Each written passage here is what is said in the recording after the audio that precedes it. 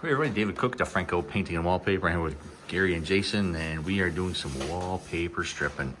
Had a good run on wallpaper stripping jobs here lately.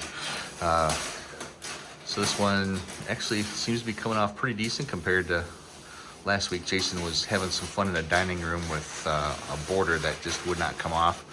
So I've been using steamers and pump sprayers with diluted diff on there, getting it wet, letting it soak, and then just kind of pulling it off. Goal is to not do any damage to the walls when we get it, and so far looks like they've been doing a good job with that. We'll be painting the ceilings in here afterwards, and then we are actually reinstalling wallpaper from this one. A lot of this is just older, so it was coming apart in a lot of areas, and it's 24 years old, I think they said. So just kind of wanted something new. I haven't seen the new paper they selected, but either way, it'll be a fun job once they get everything off on here.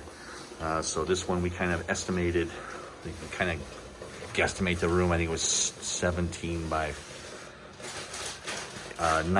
by 14, I think it was the room size.